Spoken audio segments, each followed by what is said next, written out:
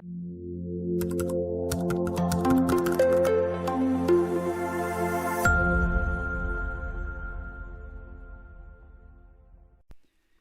this video, I'd like to take a look at iterating through a dictionary. So sometimes you'll want to iterate through a dictionary's key value pairs and do something with the keys and the values. So for this purpose, we'll paste in a snippet here of a dictionary we'll call days per month. You can see the curly braces to define the dictionary, and in this case the key value pairs are the names of months and the corresponding number of days. And for this one, we just did January, February, and March. Now, of course, we can evaluate that and see what its string representation looks like. And separately, let me grab a for loop here and paste it into my session. Here we have a for loop that's going to walk through those key value pairs, processing them one at a time. Now, the key piece here is the dictionary's items method, which returns each key value pair as a tuple. So really what this method is going to produce is an iterator that enables me to obtain each key value pair. Each tuple is then going to be unpacked into the variables month and days. And as you can see, we have a print statement, that's going to use a formatted string to display the month value, the word has, the number of days, and the word days. So let me go ahead and execute that, and you can see that we were able to iterate through each key value pair and show the data associated with the key and the value.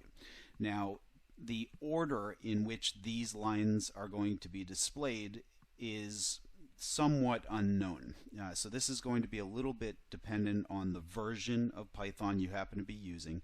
At the time of this recording, I'm using Python 3.7.1, and in Python 3.7, the keys are maintained in the order they are added to the dictionary. But there is no other specified ordering associated with the key value pairs. In earlier versions of Python, the order in which those keys and values are maintained, it could be completely different. So you should never depend on the order in which the keys are stored within a dictionary.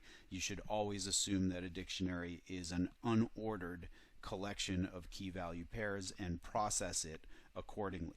So for example, if you wanted to make sure that the names of the keys were displayed in alphabetical order, then you would probably want to obtain the collection of keys first, sort it alphabetically, then iterate through that and obtain each corresponding value to display the key value pairs. And just as you see here, there's an items method for grabbing each key value pair as a tuple. There is also a keys method to just get an iterator to walk through the keys, and there is a values method to just get the corresponding values.